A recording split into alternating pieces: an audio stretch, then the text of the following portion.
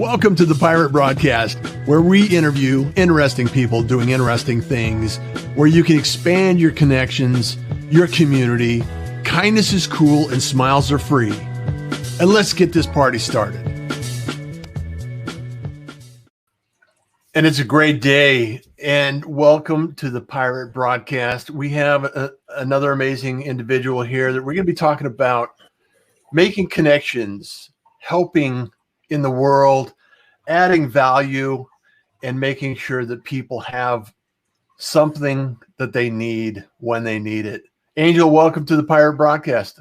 Thank you. Thank you very much, Russ. It's a pleasure and an honor to be here. And obviously, thank you, everybody who's watching us today. You know, whether you're watching today, right now, or in the future, I think this brings a lot of value to a larger audience. And the thing that we're in right now, and we were talking before the show, Angel, is we're in a transformational age. And right now, a lot of things are happening, a lot of chaos and noise and things like that. And I think that the optimists, the ones that have resilience, the ones that are flexible, the people, the individuals that allow things to unfold and then take the road that is open to them, they're going to succeed and always supply inspiration for others. So I know on your journey, you had to start somewhere. So tell us, for those that may not know you yet, or those individuals that haven't heard of you yet, got to give us a backstory on how you got to be the CEO Confidant. Thank you. Yeah, I would say that probably the starting point was being in, low middle class family in Spain. I was born close to Barcelona, and I think that the big decision that my parents made was, number one, to put me to French lessons, to French language classes in my formal education system, and also to put me to English language lessons outside at the same time. So I was learning French and English at the same time. Wow. And I think that was probably the reason why I eventually have been doing what I have done, which is, really fast forward, like helping so many, more than 1,500 companies and their CEOs in more than 33 countries. I have always felt that my roots were everywhere. So I always felt comfortable living everywhere. Mm-hmm. I've lived in 8 different countries, although I've done business in more than 30 countries. But I always felt like everywhere was my home. And I could really thrive everywhere, regardless. I could thrive anywhere. I think that as much as obviously I have my preferred places in the world, right? But I could really live for some time anywhere, or I could be a real nomad. Having a family makes things a little bit complicated, but sure. But still, and I think that was the journey. I mean, when I was, I think it was in 7th grade, 8th grade, it was my first ever trip abroad. It was a summer in Scarborough, the famous Scarborough in the UK, where I moved, when I went from having to translate, when you learn a language, that is, you translate everything in your head, going from translating it into, language automation. You didn't have, I could speak English without thinking about it, just saying it, just expressing the concept, whatever that was. And that was the beginning. Eventually, when I was in college, I was part of an international organization that allowed me to enjoy several scholarships in several countries. And then my first job was actually working for the rector, which would be here, the president of the university, my own college, helping them in the rector's office as an international officer, going all over Europe and the Americas, negotiating contracts and establishing partnerships. And it's pretty much what I have been doing throughout the rest of my life. It's like doing business development. And you said something which actually you're very right, which is adding value. I think that I've been adding value consistently to many different companies and organizations. And that has given me the chance to become eventually the CEO Confidant, right?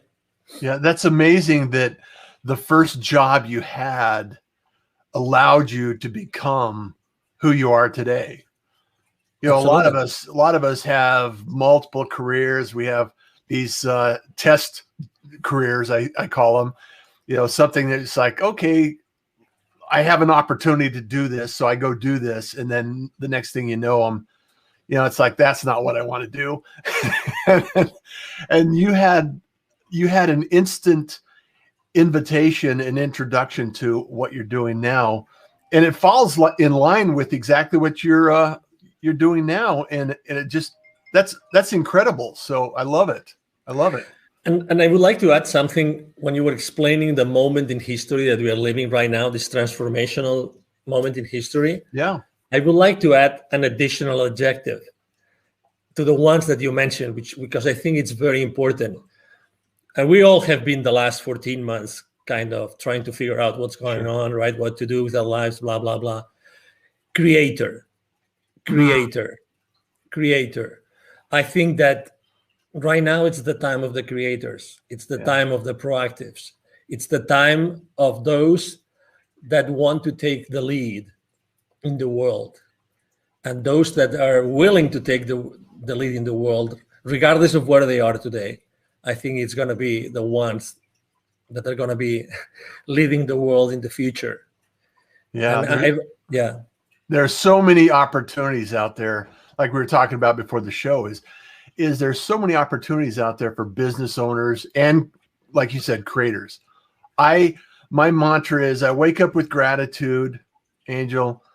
I create something every day. I work to help somebody every day. And then I just love the opportunity to inspire somebody every day. So, and that's what you're doing. You're inspiring CEOs and executives to think bigger, to think more impact. I mean, you help the top echelon of CEOs, and you're still also, for those that may not know this, is you're learn about entrepreneurship. So I want to make sure that when we talk about creative, about how you created that inspiration to those individuals in different communities that may not have the resources available to us in some, like Texas or Arizona. Exactly.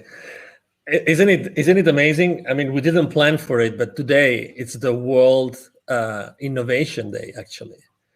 So it is. How appropriate is that? Yeah, exactly. So, I mean, how else can we relate our conversation to innovation and creation and creativity, right?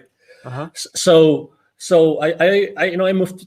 One of the countries I lived in when I moved from the UK to the Americas was Mexico. So I lived in Mexico for 10 years, and I was traveling all over the continent. And I was meeting with all those, I was meeting with all those CEOs and C-level executives and general managers, all these people, because the kind of business development work I was doing, it was basically closing business with the people in charge, with the leadership teams of those companies. Mm-hmm. But at the same time, as you know, as you've been in Latin America, it's very easy to see those manufacturing plants where you went to close business. It's very easy to see those in the outskirts of the cities, in the rural areas, all these places. And in those places, obviously, there's always poverty, and there's always kids that are asking you to do something. I remember clearly, very often, if not all the time, outside those manufacturing plants, there would be those kids coming to me and say, "Hey, senor, I would like to clean your car. I would like to wash your car. I would like to wash your windscreen. I would like to sell a bottle of water to you, or I would like to sell some gums or some candies," whatever it was, the way that they were making their ends meet, right? So I was always, like, in a matter of minutes, I was seeing all those kids in need, and I was dealing with, and I was talking to very powerful in terms of economy, people, right? And so at some point in 2015, I had this epiphany. I had this experience in which it was very clear to me that I had to help. If it wasn't me, who would be more experience prone to do this? Who had this experience of reaching out to the most powerful people in those companies, and at the same time acknowledging those kids in need?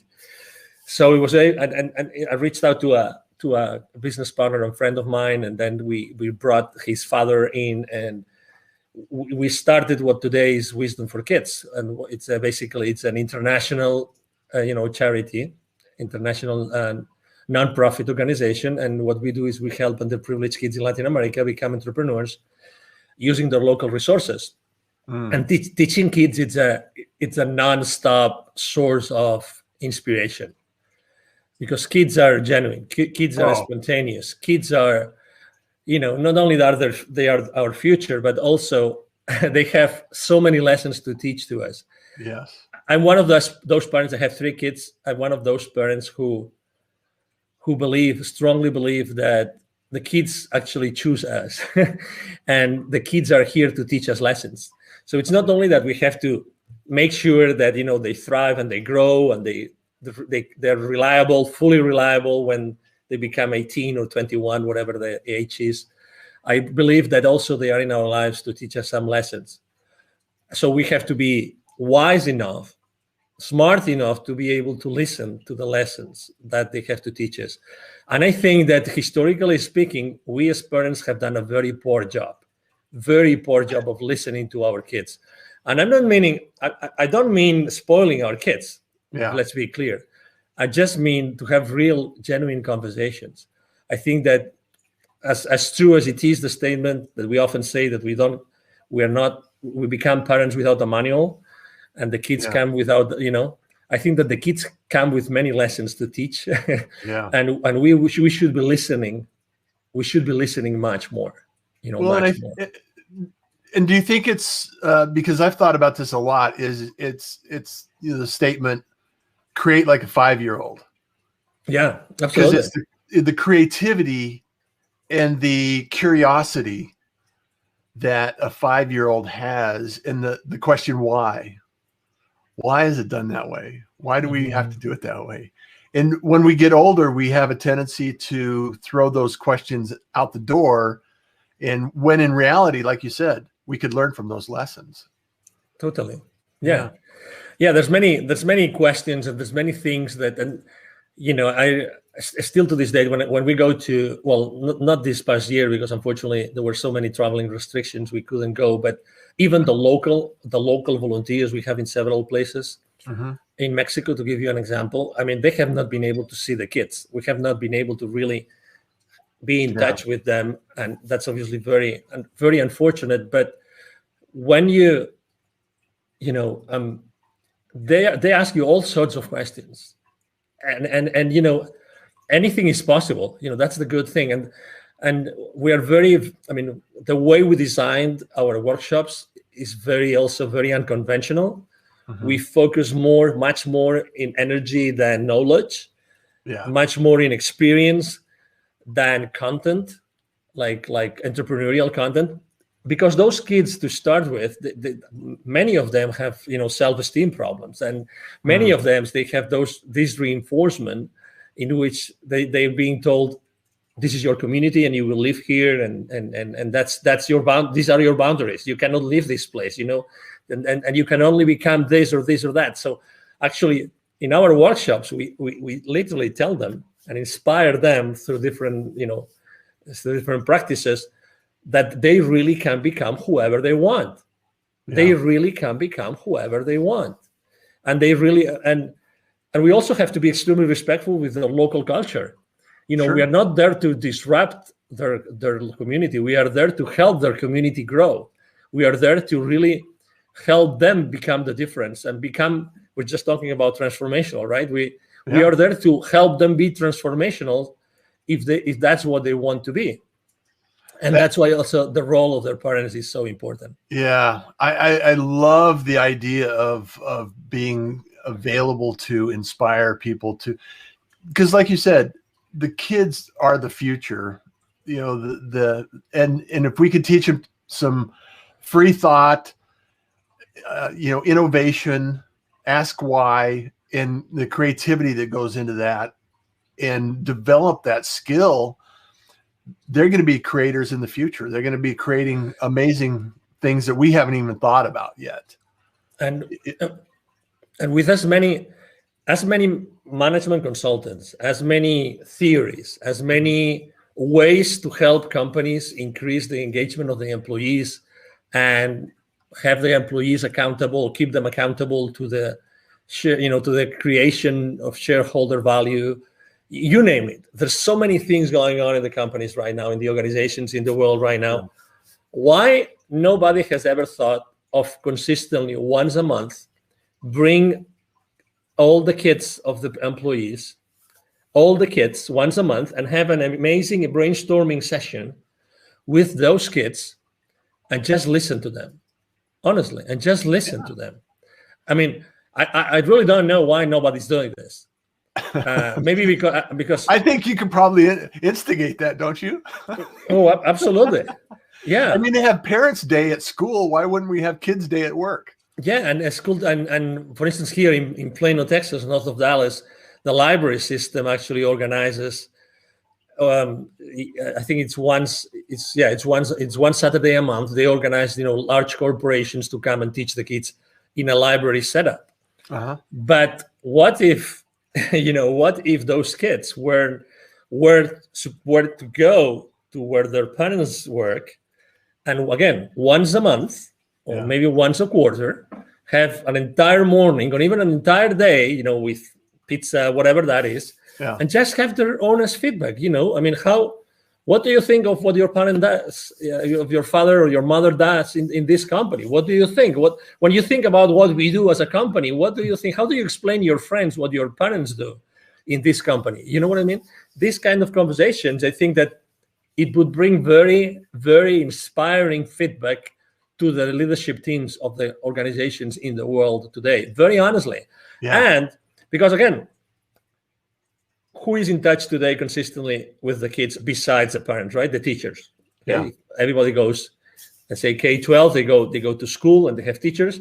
So there's this gap between, those school districts and those schools and what the parents do for a living. They only meet, let's say, carpool in the morning, carpool, in the evening, maybe some, teacher parents conference kind of thing. But that's it. Yeah. But this gap is artificial. It's totally artificial. Yeah. And also this gap, you probably remember in high school, some of the most innovative high schools in the country, they try to also close the gap between organizations and students, because those students eventually will work on those companies, right? Right. But why not starting to do that much more early on in the existence of those kids? Because it's not two separate worlds. No. And I don't mean that everybody will have to become an employee. Maybe some want to be, a solopreneur or an entrepreneur or a startup CEO. But again, it's this inspirational part of the existence of us as human beings. Yeah. That we miss out totally today. Totally. Well, I think it's important also to understand that until a child or someone growing up is in kind of exposed to that community, that environment, either be a business owner, an employee, or an entrepreneur, or a startup community, until someone's exposed to that, how do they even know that it exists? How do they even understand that it's an opportunity that they could actually do? Mm-hmm. That could they be involved in? They could help and contribute, and it's really one of those things that we oftentimes fall into, or just through chance find a career. And a lot of people, some of the children or some of the kids are growing up through high school and college, they know exactly what they want to do. I'm going to be this, I'm going to do this, I'm going to be there. And it's very rare that takes place in my experience.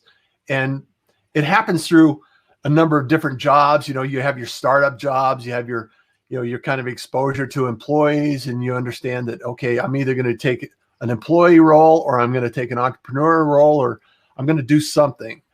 And if we could expose kids to that environment early on, imagine the power that they could have growing up and knowing that information in advance, so they could choose what they do with their life.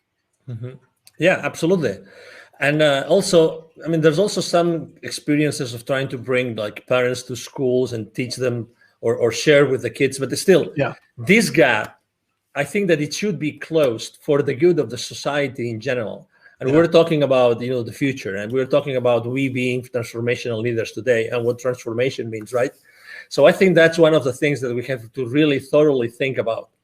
That there are those gaps in the development of our world, in the development of our society, and those gaps can easily be closed with just the intention. Yeah. Just the intention of wanting to do it. And we really don't have the intention. And again, every school system, every state has their own rules, blah, blah, blah. But still, what's the most important thing here? The most important thing here is to make progress as a civilization, to make progress. Everybody wants to have their communities thrive. And everybody wants to have safe communities. And so maybe ultimately we all want the same thing, right? Yeah, we all want, and we all help each other. When someone is in need in the community, we all help each other. We all try to do as much as we can. So that's why I think that the responses are not like outside of us, but the responses of many of those questions, Russ, are inside of us. Yeah. I mean, eventually, I remember, let me tell you, the winter storm that we had here in Texas in February, right? Yeah. So which was insane. It was crazy. Yes. Like, was it like -5? And I remember sleeping in our master bedroom at 35 degrees that night. Oh, because there was no power. And we live in a nice neighborhood, so I cannot believe what has happened in other neighborhoods. Yeah. But I mean, so many neighbors like coming together and trying to help each other and do this and do that. I mean, that week was difficult, was really scary, but at the same time, there was so much good coming out of the communities and helping each other and bringing food and bringing water and sharing what we had with others, and so many things. I mean, there were so many gestures. And again, trying to divide us is the wrong path to go, because as humans, that's not what we want to do. As humans, we all want to really help each other. That's who we are. I mean, and nobody can change this. We really want to help each other, and we understand each other. And again, going back to the kids, that's why being or having a nonprofit working for kids is so important, is that we go back to the kids again. The kids have the kids have the answer. The kids are the answer to so many things in this world, and the future is being built by them. And again, we should pay much more attention to what the kids represent in our world, and really have them more present in the decisions that we make every single day. Well, the seed has been planted on World Innovation Day. So I want to give a shout out to some of the people that joined us here, Angel. Angie, good morning, everyone. Pirate. Kate O'Hare's here this morning. Good morning, Russ. Hi, Jeffrey Kate. Berger says, good morning, Pirates, from Western New York, where it's snowing. It's still snowing in Western New York. Look at that. Glad to join you this morning. It's cold in Texas too. Yeah. It's cold in Texas today too. I don't know about Arizona, but here in Dallas, it's cold today. Oh, man. Jeffrey, snow in Michigan, left Florida last week. So agree with you, Angel. Game changers, change before change is required. We need to be creators to make a difference. Love your nuggets. Thank you so much, Jeffrey, for being here. Kate O'Hare, I'm in Cape Coral, Florida, taking care of my mom's estate. Get back to Florida. Thanks, it's high. Sheila Chamberlain joining us in. Hello. Hello. Kate says, I agree with Angel. It's our creator. It could be that we have the pandemic to remind us to come back to our roots. Absolutely.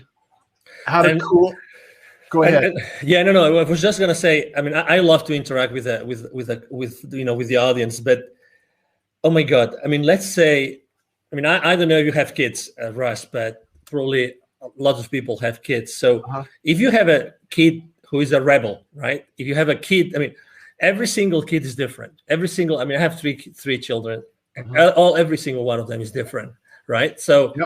What do we do? Do we kick them out? What do we really do? Yeah. I mean, is there anything that we don't do for our kids? Is there anything that we don't consider? Is there any option that in order to help our kids we don't consider? Of course not, because they are, they're blood of our blood, Yeah. they're ourselves, right? So it's the same with the rest of the world. I really believe that it makes no difference to deal with our kids or someone else's kids or anybody else that we work with and that we interact with. There's really no big difference. Yeah. Well, and if we don't offer the opportunity to plant those seeds and nurture that idea and that concept, somebody else will. And it's not always a good option. Yeah. And at-risk kids are out there, and we need to do everything we can to help them find a positive outcome in their life and a journey that they can follow and appreciate and help others as well. And I think planting that seed is really so. I love the idea. I love the idea of bringing in there and influencing individuals that are growing up. And so in your CEO community, how would you go about thinking of this kind of concept and planting that seed? Yeah, that's a great question. And sometimes people ask me, what kind of clients do you work with? I mean, is there a particular industry, is there a particular vertical? I always say the same thing. I work with, with business leaders who really want to change, who really want to leave a legacy, and who really want to make the world a better place. Okay. So it's in alignment with the idea that we just talked about. Exactly. Yeah. So I don't want to attract people that I don't resonate with. Yeah. So I'm that's why I've worked with, so many different, markets and verticals and industries and countries. And I think that when you travel consistently internationally, you realize that, your very tight ideas, like small ideas, they become obsolete immediately, because you realize that you have to open to possibilities continuously, and you have to be flexible enough to adapt to ways of thinking and of behaving that you never saw before, right? And they're not good or bad. They're just part of their local culture, and you have to consistently adapt to that, right? So I think that's why when I was thinking of my brand 5-6 years ago, I put confident, because when you become trustworthy with the, to someone with their business, eventually, if they perceive the value, you eventually have many other conversations that go beyond the business themselves. I know that obviously the main purpose of a business is to generate shareholder value. Right. It's very clear that that's the case, to create shareholder value for this, for the shareholders, for the people that put the risk and put the money to start with, and they keep on doing it every single day. But there's still a higher purpose. There's still a higher purpose. And I believe that companies really, if they want to, they can really work with these principles, and they can really incorporate more of those principles as an organization, not only with the business leaders. Yeah. I truly believe that it's an amazing opportunity for us to make changes, drastic changes. And a lot of people through the last 14 months, like you mentioned, have kind of set back, identified some of the things that they may not need to do on the future. Business is going to change, lives are going to change. And for you and I in conversation, sometimes this is a better outcome than we could ever imagine. And because a lot of times trauma is what makes the change. It causes and forces us to think about things that we hadn't thought of before. So I really want to thank you, Angel, for being here, sharing these ideas. I think we could go on for a few hours and talk about these ideas. You bet. Because there's so many people that need your help and need your service and need your support. And if you're not connected with Angel, reach out, tell him you're a pirate. Make sure that the connection and the conversations take place. Where do you like people to reach out to you, Angel? Thank you. Yes, it's my email address. It's my direct email address. Either my team or myself respond to all the messages. It's very easy. It's Angel, ANGEL, at angelrebo.com. Rebo is my last name. It's spelled like R-I-B as in boy O. Angel at angelrebo.com. I'm very active online on all social media platforms. I'm on LinkedIn all the time, posting every single day. So it will be a pleasure to be in touch with you. And Jeffrey says, yes, yes, yes. We need to get out of the old school model, go to school, get an education, find a nice, safe job. No such thing.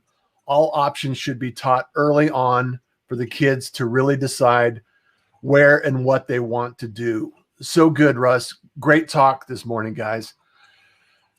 Angel, it's a pleasure. Thank you. Thank you for being a pirate, for being here. I am a pirate moving forward. I love this. And as always, everyone, make those connections, start those conversations. We're so close that we can't even sometimes see the differences. And through those conversations, we always know that kindness is cool.